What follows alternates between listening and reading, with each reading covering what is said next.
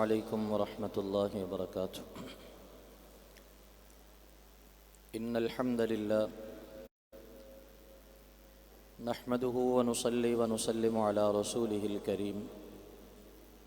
أما بعد فأعوذ بالله السميع العليم من الشيطان الرجيم.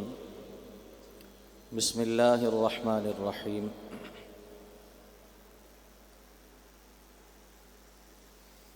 ولما جاءهم رسول من عند الله مصدق لما معهم نبذ فريق من الذين أوتوا الكتاب كتاب الله وراء ظهورهم كأنهم لا يعلمون. صدق الله العظيم.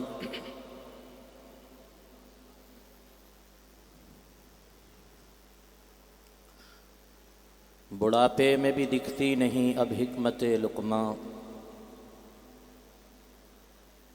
بڑھاپے میں بھی دکھتی نہیں اب حکمت لقماں، جوانی میں بھی غیرت کی رمق دکھتی نہیں. حیا کے پرتو سے آری ہے چلن نازنینوں کا،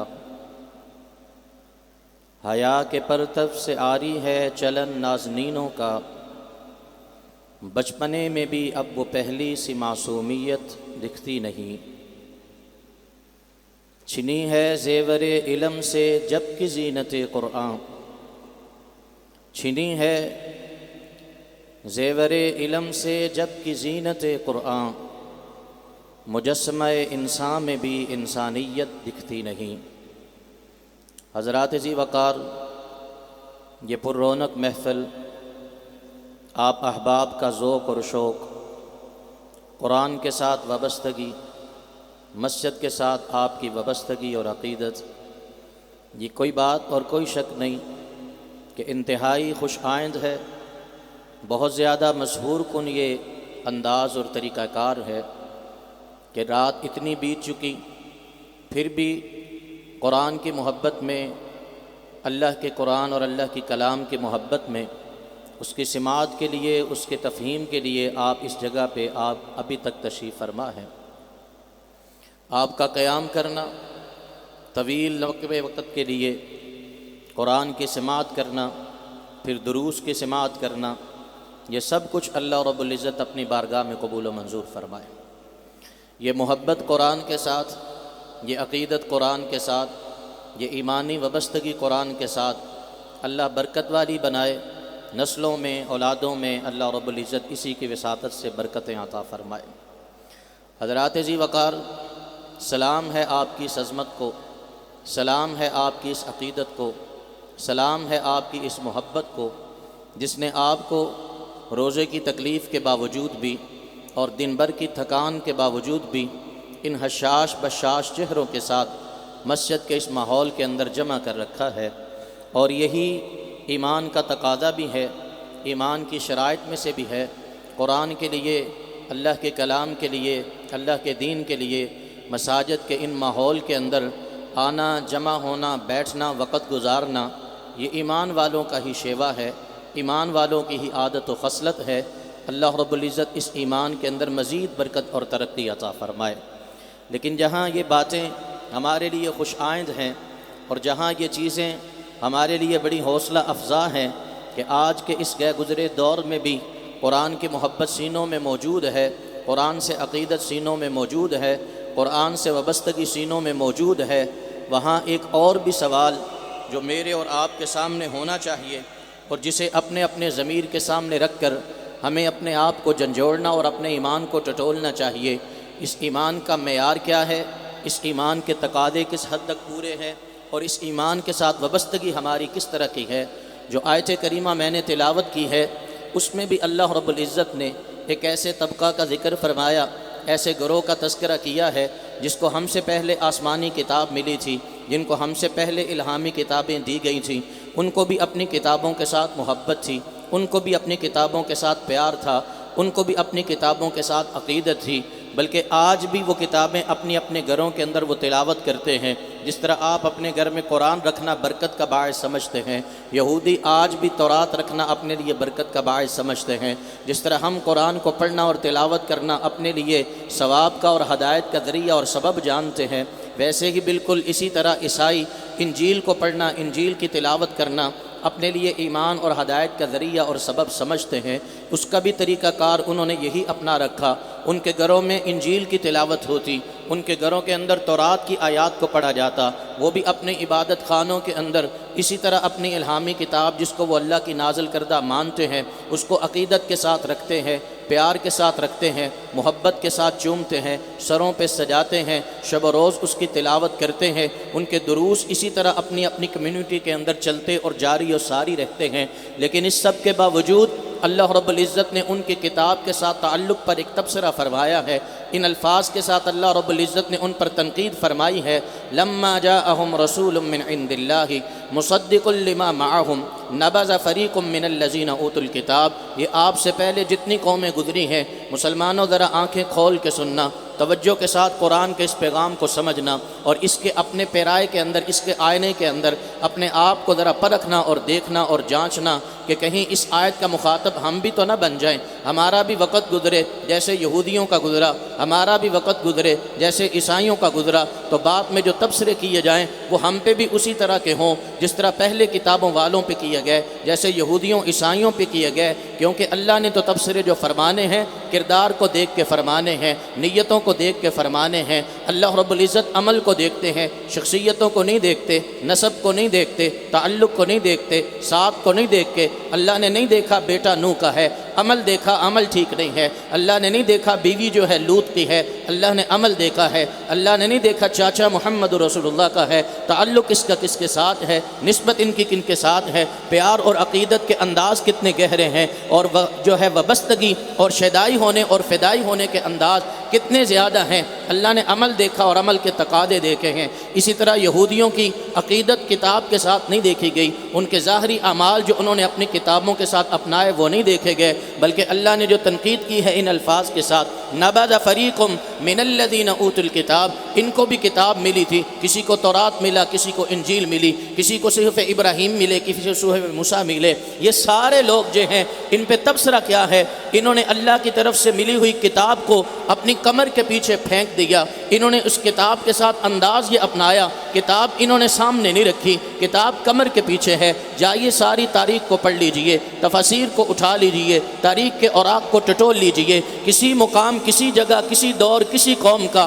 کوئی ایک فرد لے کے آئیے، یہودی ہے تو سامنے لائیے، عیسائی ہے تو جا کے اس کا بھی پتہ کیجئے۔ کوئی عیسائی ایسا نظر نہیں آئے گا جس نے انجیل کو ہاتھ میں پکڑا ہو اور کمر سے پیچھے پھینک دیا ہو۔ کوئی یہودی بدبخت ایسا نظر نہیں آئے گا جس نے اپنی کتاب الہامی تورات کو ہاتھ میں پکڑا ہو، کمر کے پیچھے پھینک دیا ہو۔ اللہ ماجرا کیا ہے؟ ایسا کرتا کوئی بندہ نظر نہیں آتا، ایسا عمل کسی جگہ پہ دکھائی نہیں دیتا، آپ کی ذات اور آپ کی بات پہ شک نہیں کیا جا سکتا۔ نبذ فریق من الذین اوتوا الکتاب، کیسے انہوں نے اپنی کمر کے پیچھے پھینکا ہے؟ کون سا ایسا طریقہ تھا جس پہ آپ نے یہ تبصرہ کر دیا ہے؟ نبذ فریق من الذین اوتوا الکتاب۔ حضرات ذی وقار، آپ بھی میں بھی پوری تاریخ کے اوراق کو گنگال ڈالیں، ہمیں ایک یہودی ایسا نہیں ملے گا جو تورات پیچھے پھینکنے والا، انجیل پیچھے پھینکنے والا، بلکہ سب تورات کو بھی چومنے والے، انجیل کو بھی چومنے والے، تورات کی بھی تلاوتیں کرنے والے، انجیل کی بھی تلاوتیں کرنے والے، تورات کو بھی عقیدت کے ساتھ چھاپنے والے اور چومنے والے، انجیل کو بھی عقیدت کے ساتھ چھاپنے والے، چومنے والے۔ پھر وجہ کیا ہے؟ پھر تبصرے میں اس طرح کے الفاظ کیوں ہیں؟ بات سمجھ میں یہی آئے گی اور بات یہی بتلائی جائے گی۔ انہوں نے تورات، انہوں نے انجیل، اس کے اوراق، اس کی کتاب کو کمر سے پیچھے نہیں پھینکا، بلکہ اس کی تعلیم کو، اس کے نصاب کو، اس کی ہدایات کو، اس کی رہنمائی کو، اس کے احکامات کو، جن کو اپنے اپنی زندگی کے اندر شامل کرنا چاہیے تھا، انہوں نے ان احکامات کو پیچھے پھینک دیا، مفادات کو آگے کر لیا، احکامات کو پیچھے پھینک دیا، ضروریات کو آگے کر لیا۔ احکامات کو پیچھے پھینک دیا، اپنی خواہشات کو آگے کر لیا۔ جہاں خواہش آ گئی قرآن انہوں نے اپنی کتاب کی پرواہ نہیں کی، تورات کی پرواہ نہیں کی، انجیل کی پرواہ نہیں کی۔ انہوں نے تورات ہونے کے باوجود، آسمانی کتابوں ہونے کے باوجود، حضرت انبیاء کی تعلیمات ہونے کے باوجود، حضرت سلیمان کی دعوت ہونے کے باوجود اللہ کا پیغام پیچھے پھینکا، جادو کو آگے کر دیا۔ انہوں نے اپنے مفادات کو سامنے رکھتے ہوئے اللہ کی تعلیمات ہونے کے باوجود، انجیل اور تورات کے اسباق ہونے کے باوجود، حضرات موسیٰ علیہ السلام، عیسیٰ علیہ السلام کی ہدایات ہونے کے باوجود انہوں نے ان کو پیچھے پھینکا، سود کو سامنے رکھ لیا، انہوں نے بدکاری کو سامنے رکھ لیا، بد اخلاقی کو سامنے رکھ لیا، جھوٹ کو سامنے رکھ لیا، دین سے بیزاری کو سامنے رکھ لیا، دین کی تحریف کو سامنے رکھ لیا، آیات کی تبدیلی کو سامنے رکھ لیا، آیات کو فراموش کر دینا سامنے رکھ لیا۔ انہوں نے عملاً اس کتاب کو پکڑ کے کبھی بھی کمر کے پیچھے نہیں پھینکا، لیکن جو انہوں نے رویہ اور انداز اپنایا اس سے یہی محسوس ہوتا تھا ان کے سامنے اہمیت ان کی کتاب کے احکامات کی نہیں، ان کی ذاتی ضروریات اور اغراض کی ہے۔ یہ تبصرہ ہے اللہ کا۔ اور قرآن کا مطالعہ کیجئے، قرآن کو پڑھیے، قرآن سنتے ہیں، قرآن سن کے جھومتے ہیں، قرآن کی محفل میں آتے ہیں۔ آپ نے اللہ کے فضل اور کرم اور توفیق کے ساتھ ایک لمبا طویل وقت قرآن کی سماعت کے لیے ان صفوں پہ کھڑے ہو کے گزارا ہے، لیکن جب قرآن کی آیات سے گزریں تو یہ بھی جانیں اللہ کی نظر میں ہیں۔ اپنی کتابوں کے ساتھ جنہوں نے اچھا انداز اپنایا اللہ نے ان کی قرآن میں تعریف فرمائی ہے، اور جنہوں نے اپنی کتابوں کے ساتھ برا انداز اپنایا اللہ رب العزت نے ان پہ تنقید بھی کی ہے۔ اور کیا یہ اللہ کی تنقید صرف یہود و عیسائی کے لیے ہے؟ یہود و نصارہ کے لیے ہے، ہمارے لیے نہیں؟ اللہ ایسا نہیں کرتے، اللہ ظلم نہیں کرتے، اللہ دیکھتے ہیں۔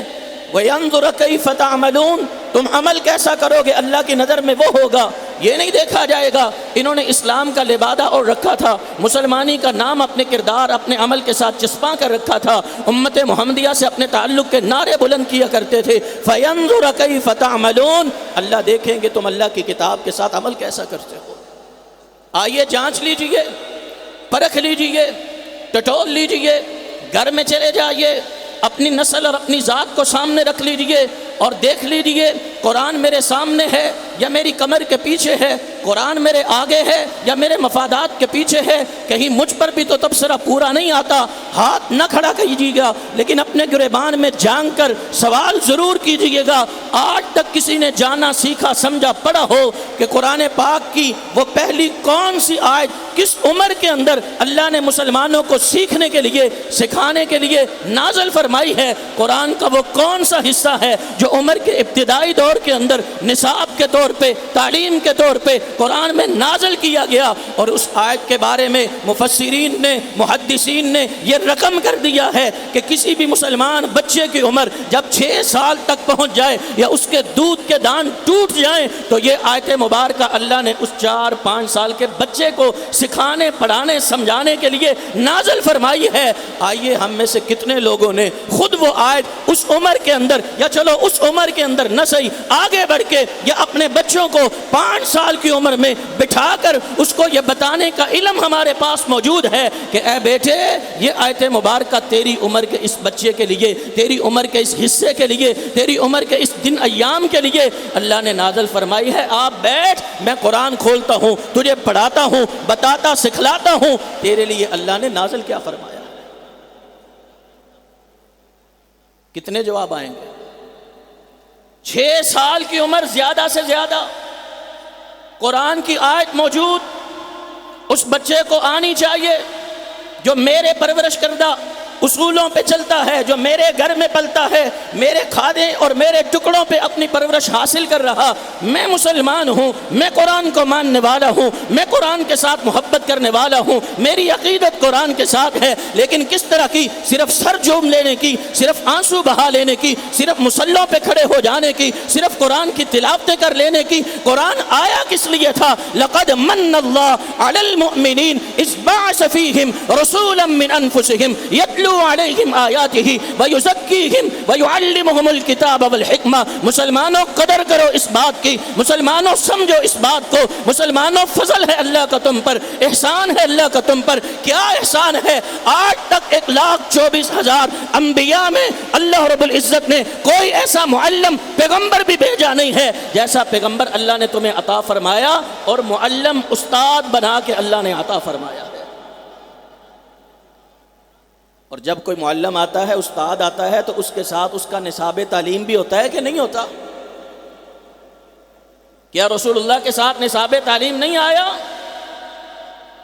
یہ قرآن صرف مذہبی کتاب نہیں، یہ قرآن صرف ہدایت کی کتاب نہیں، یہ قرآن صرف نماز میں تلاوت کے لیے نہیں، یہ قرآن رمضان کے دور نکالنے کے لیے نہیں، یہ قرآن کس لیے ہے؟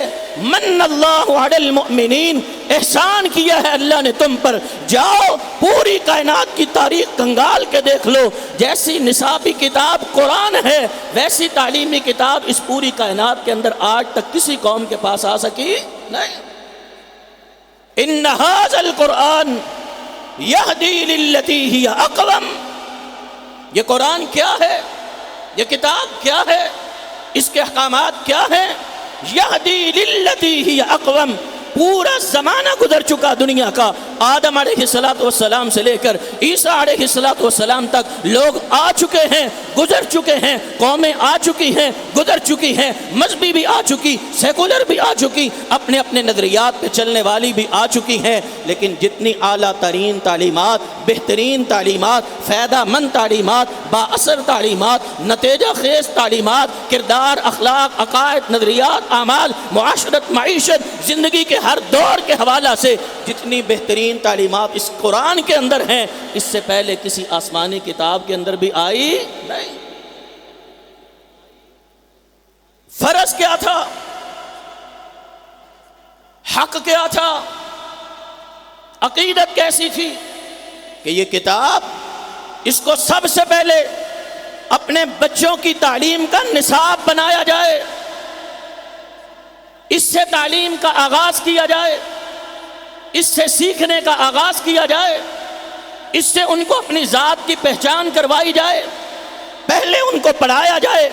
تیری یہ شکل ہے، شباہت ہے، نظر ہے، نگاہ ہے، ہونٹ ہیں، بال ہیں، جسامت ہے، صحت ہے، رنگ ہے، ڈنگ ہے، جسے دیکھ کر بچپنے کی معصومیت پہ فدا ہونے کو جی چاہتا ہے، جس کے قربان ہونے کو جی چاہتا ہے۔ یہ پتہ بیٹے آیا کہاں؟ لقد خلقنا الانسان فی احسن تقویم۔ دنیا کی کسی فیکٹری کے اندر ایسا حسن، ایسا مجسمہ، ایسی خوبصورتی، ایسا رنگ، ایسا روپ، ایسا ڈیزائن کبھی بھی بنایا جا سکتا نہیں جیسا ڈیزائن، صورت، تخلیق اللہ نے تیری پیدا کی ہے۔ اس بچے کو تعارف ہوگا اللہ کا کہ نہیں ہوگا؟ الذی خلقک فسواک فعدلک فی ای صورت ما شاء رکبک۔ جسے ہم چومتے ہیں نا تیرا چہرہ، جسے ہم چومتے ہیں نا تیرے گال، جنہیں ہم چومتے ہیں نا تیری آنکھیں، جنہیں ہم چومتے ہیں نا تیرا ماتھا، یہ پیدا کس نے کیا؟ یہ سجایا کس نے ہے؟ یہ سوارا کس نے ہے؟ مزین کس نے کیا ہے؟ مرتب کس نے کیا ہے؟ خلقک فسواک فعدلک فی ای صورت ما شاء رکبک۔ یہاں سے بچوں کو پہچان ہوتی اللہ کی، پتہ چلتا اپنے پیدا کیے جانے کے مقاصد کا، محبت پیدا ہوتی اللہ کے ساتھ۔ الرحمن علم القرآن خلق الانسان علمہ البیان۔ یہ تیری زبان کی توتلی توتلی باتیں جو جب تو ادا کرتا ہے اپنی زبان سے، قربان ہونے کو جی چاہتا ہے، منہ چومنے کو جی چاہتا ہے، پتہ ہے قوت گیائی تجھے دی ہے تو دی کس نے ہے؟ آئی کہاں سے؟ گفتگو کا سلیقہ، بات کا طریقہ، اللہ کی پہچان، اللہ کا تعارف۔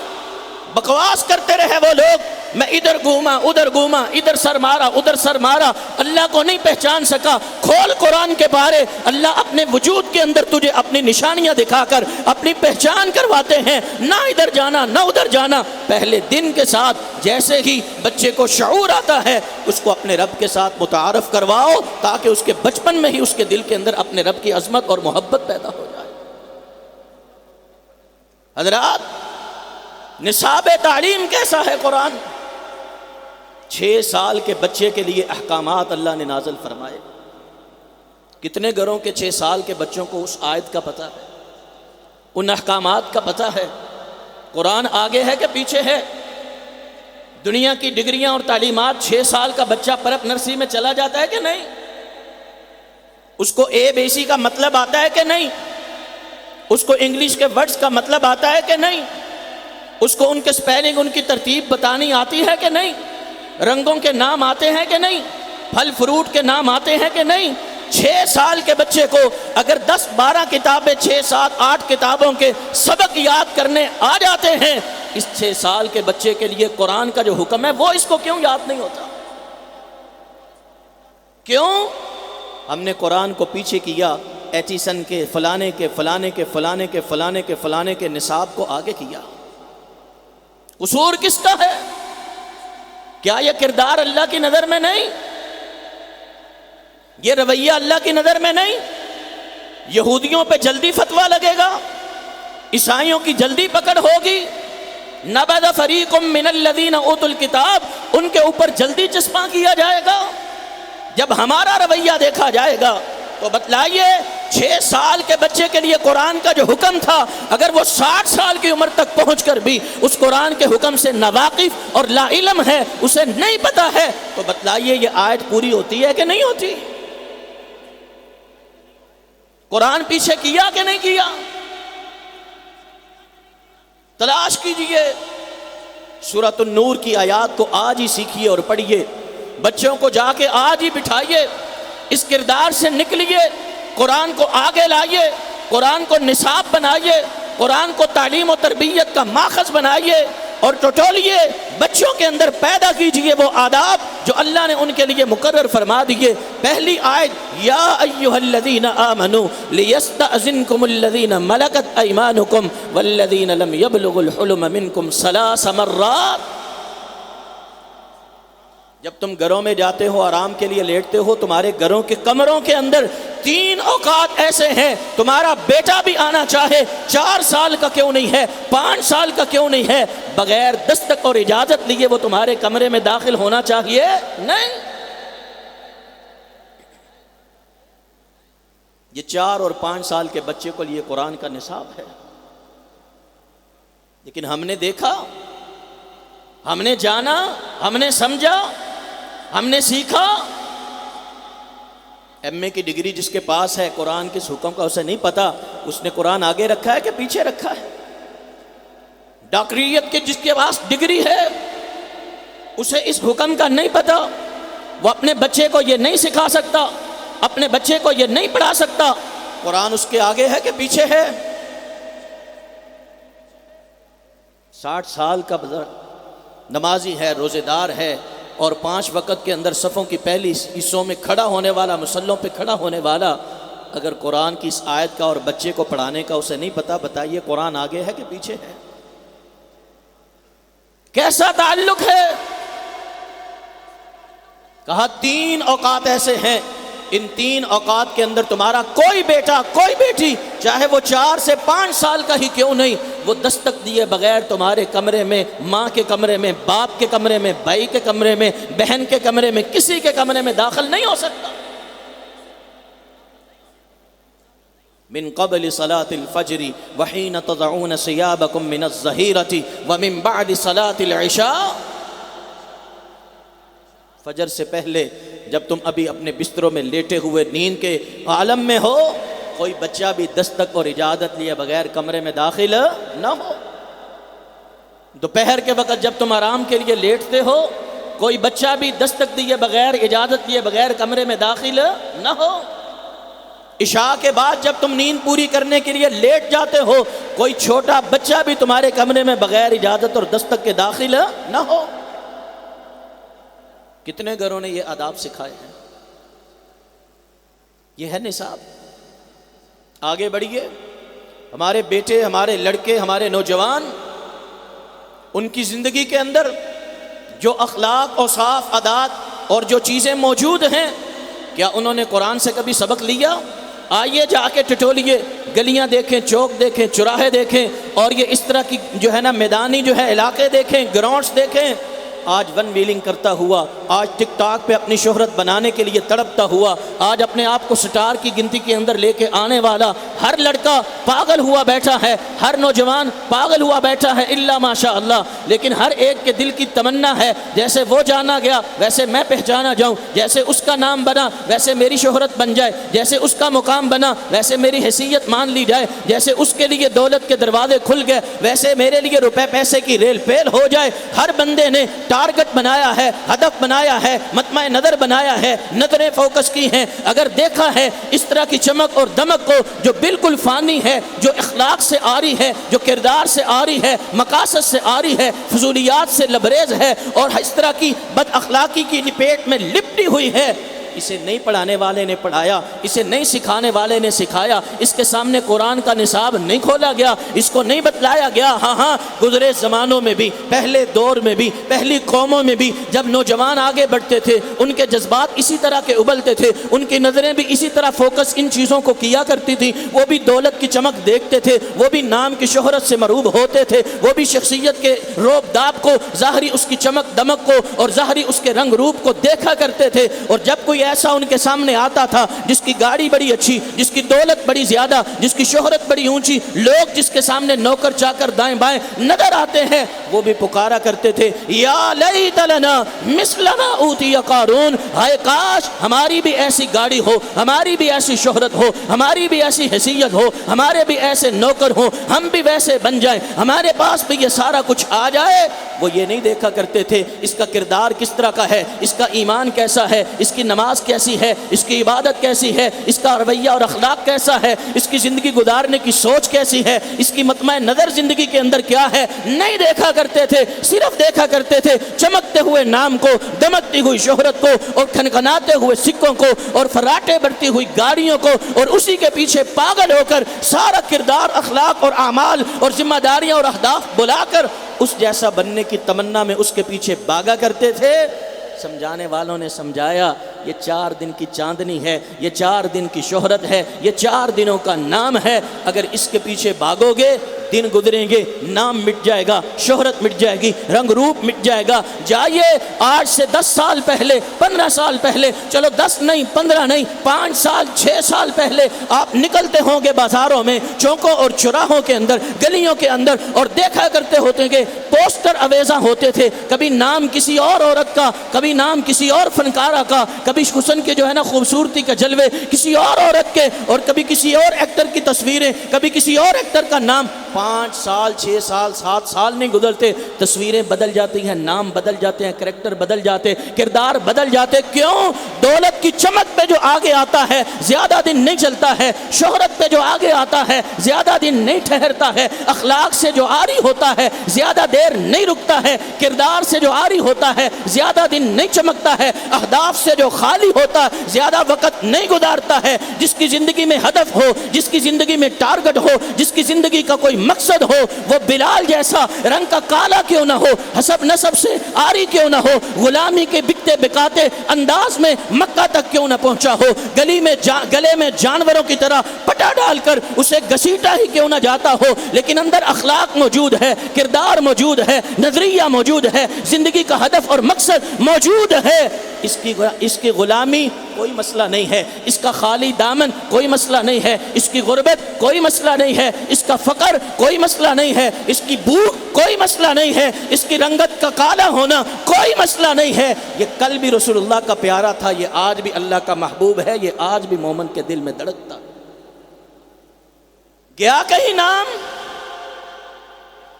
کوئی یہاں پہ آ کے بولے ہاں سیدنا حضرت بلال حبشی، دلوں میں دھڑکتا ہے نام کے نہیں؟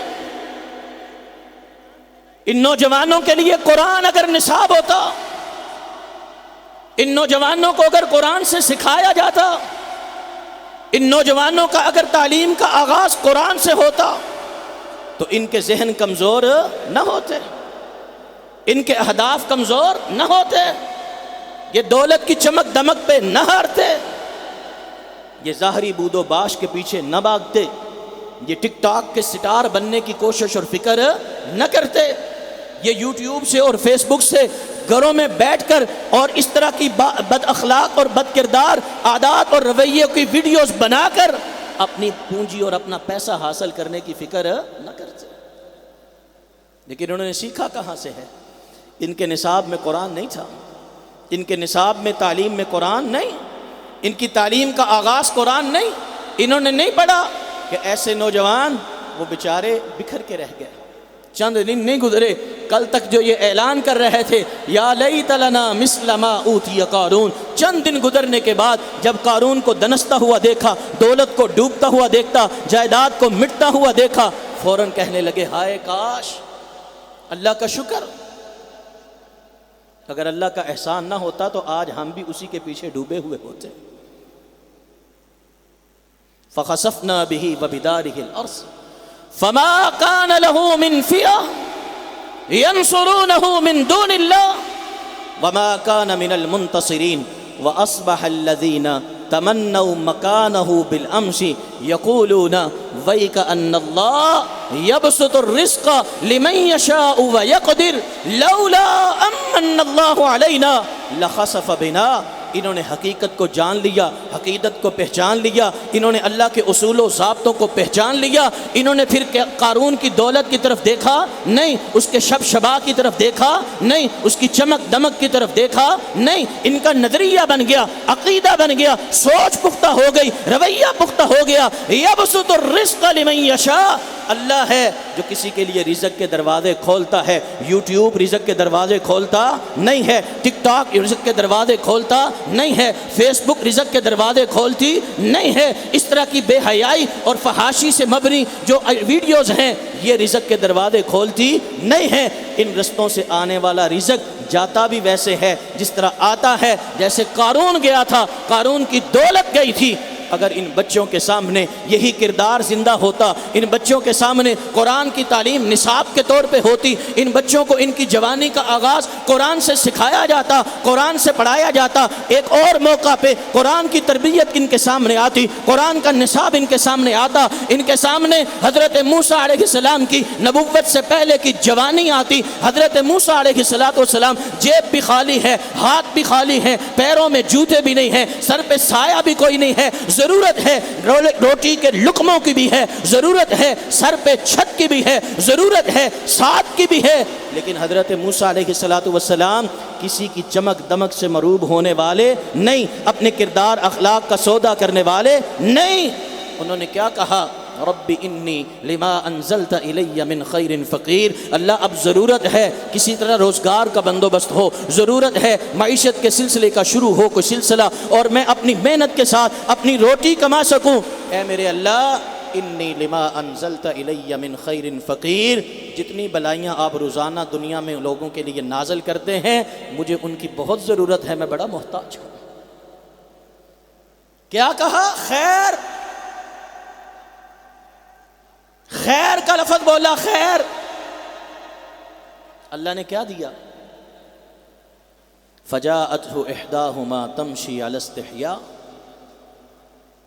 شعیب کی بیٹیوں میں سے ایک بیٹی چلتی ہوئی آئی، کہا ہماری بکریوں کو پانی پلایا ہے، بابا خوش ہوئے ہیں، آپ کو اس کی اجرت دینا چاہتے ہیں، آئیے تو صحیح۔ اور جب حضرت شعیب کے پاس پہنچے تو انہوں نے کہا میں کیا کہتا ہوں، آپ نے کہیں دعا مانگی ہے؟ ابھی نہیں پتا انہوں نے دعا مانگی ہے، لیکن حضرت موسیٰ علیہ السلام کو تو پتا ہے نا، میں نے اللہ سے خیر مانگی ہے، میں نے اللہ سے خیر کا سوال کیا ہے۔ اب وہ خیر کس روپ میں آ رہی سامنے، کس انداز کے ساتھ؟ حضرت شعیب سامنے کھڑے ہیں، کہتے ہیں انی ارید ان انکحک احدی ابنتی ہاتین علی ان تأجرنی 8 حجج، میں اپنی بیٹی کا نکاح کر دوں گا، گھر میں رہنے کی رہائش دوں گا اور کھانے کی روٹی کے نوالے دوں گا، لیکن کرنا کیا ہوگا؟ میری بکریوں کو 8 یا 10 سال تک کے لیے چرانا ہوگا، میری بکریوں کو 8-10 سال کیا کرنا ہوگا؟ چرانا ہوگا۔ رزق کا بندوبست ہوا کہاں سے؟ روٹی کا بندوبست ہوا کہاں سے؟ کوئی بڑی اونچی دکان سے؟ کوئی باہر کے ویزے سے؟ کوئی باپ کی وراثت سے؟ آئیے نوجوانوں کی سوچ فکر کا آج جا کے ذرا مشاہدہ کریں، پتہ کریں۔ ملازمت کرنے کے لیے تیار کوئی نہیں، محنت کرنے کے لیے تیار کوئی نہیں، ہاتھ کی کمائی سے اپنی رزق کو حاصل کرنے کے لیے تیار کوئی نہیں۔ کسی کو چاہیے اعلیٰ دکان، کسی کو چاہیے اونچی ملازمت، کسی کو چاہیے باہر کا ویزا۔ پسینہ بہانا نہیں آتا، محنت کرنا نہیں آتا، اینٹیں اٹھانا نہیں آتا، مشقت کے ساتھ روزی کمانا نہیں آتا۔ باپ پریشان ہوتا ہے، ہو جائے رات کی نیندیں حرام ہوتی ہیں، ہو جائے مجھے 40 لاکھ کی دکان لے کے دے گا پھر کاروبار کروں گا، اتنی اونچی دکان بنائے گا پھر اپنی کمائی کے لیے بیٹھوں گا، باہر کا ویزا لے کے دے گا پھر میں کام سلسلہ شروع کروں گا، محنت کروں تھوڑے پیسوں پہ، مجھے نہیں آتا، مجھے نہیں عادت، مجھے اعلیٰ ملازمت چاہیے جس میں جناب بہترین آفس ہو، اے سی والا، اس کی تنخواہ 70-80 ہزار سے شروع ہوتی ہو۔ ایسا کوئی کام ہو تو مجھے بتاؤ، نہیں تو مجھے باہر بھیج دو۔ یہ ہمارے معاشرے کا کلچر نہیں، یہ ہمارے نوجوانوں کی سوچ نہیں۔ کہاں سے لی؟ قرآن سے ایسی سوچ نہیں آتی۔ قرآن سے کیا تربیت آتی ہے؟ تمہارے پیروں میں کھڑے ہونے کی طاقت آ گئی، تمہارے ہاتھوں میں پکڑنے کی قوت آ گئی، ذہن میں سوچنے کی صلاحیت آ گئی، پسینہ بہا سکتے ہو، محنت کر سکتے ہو، مشقت کر سکتے ہو۔ رسول اللہ کے سامنے نوجوان آتا ہے، اللہ کے پیغمبر کچھ نہیں ہے، باپ بھی کوئی نہیں، وراثت بھی کوئی نہیں، جائیداد بھی کوئی نہیں، پلے روپیہ دھیلا پیسہ بھی کوئی نہیں۔ اللہ کے پیغمبر کچھ دے دیجئے، مدد کر دیجئے، تعاون کر دیجئے۔ رسول اللہ سے بڑا رحم دل کون ہو سکتا تھا؟ اللہ کے پیغمبر نے فرمایا نہ کوئی مدد ہے نہ کوئی تعاون ہے، جا لکڑی کا بالا لے لے اور پھالے کے اندر لکڑی گاڑ کر ایک کلہاڑی بنا لے، جنگل کے اندر چلا جا، لکڑیاں کاٹ کے 15 دن تک میرے سامنے نہ آنا۔ بازار میں بیچنے کے بعد 15 دن لکڑیاں کاٹنے کی مشقت، بازار میں بیچنے کی مشقت اختیار کر، اور 15 دن کے بعد مجھے آ کے بتانا رب نے رزق کے دروازے کھولے ہیں کہ نہیں کھولے۔ رب کے لیے اصول کیا ہے؟ وہ نوجوان جس کی 14 سال عمر، اس کے لیے حضرت موسیٰ علیہ السلام مثال، جس کی 14 سال عمر، اس کے لیے محمد کریم صلی اللہ علیہ وسلم مثال۔ آئیے رسول اللہ صلی اللہ علیہ وسلم صحابہ کرام کے سامنے کوئی آر، کوئی شرمندگی، کوئی جھجک محسوس نہیں کرتے تھے، یہ بتلاتے اور بولتے ہوئے کنت ارعاها علی قراریط اہل مکہ، میں مکہ والوں کی چند ریزگاری کے عوض میں، تھوڑے سے سکوں کے عوض میں ان کی بکریاں چرا کے گزارا کیا کرتا تھا۔ جس نسل کے پیغمبر بکریاں چرانا اپنے لیے کبھی آر نہ سمجھیں، وہ دابڑے اٹھانا آر سمجھے، تو اس کی تربیت کہاں ہے؟ اس میں خودداری کہاں ہے؟ ان نوجوانوں کی سوچ کہاں سے چل رہی؟ ان کے ذہنوں کے اندر محنت سے آری کر کے، مشقت سے آری کر کے ملازمت کی محبت بٹھائی کس نے؟ سوچا نہیں ہم نے، غور نہیں کیا ہم نے۔ قرآن کیا سبق دیتا ہے؟ رسول اللہ کیا تربیت فرماتے ہیں؟ قرآن کا اصول ہے الیس للانسان الا ما سعی وان سعیہ سوف یری، مشقت کرنا، محنت کرنا، تگودو کرنا، اپنی خودداری کے لیے، اپنی عزت نفس کے لیے، اپنے پندار کو محفوظ رکھنے کے لیے، اپنی کمائی کے لیے، رزق حلال کی جستجو کے لیے پسینہ بہانا آپ کا کام ہے۔ اسی پسینے کے ساتھ سونے کو، مٹی کو سونا بنا دینا میرے رب کا کام ہے۔ لیکن ہمیں کیا چاہیے ہے؟ ہمیں اس کے مقابلہ کے اندر کسی کو اعلیٰ ملازمت چاہیے، کسی کو دکان چاہیے، کسی کو باہر کا ویزا چاہیے، اس سے پہلے کچھ کرنے کے لیے تیار نہیں۔ اقول قولی ھذا استغفر اللہ لی ولکم ولسائر المؤمنین، والسلام علیکم۔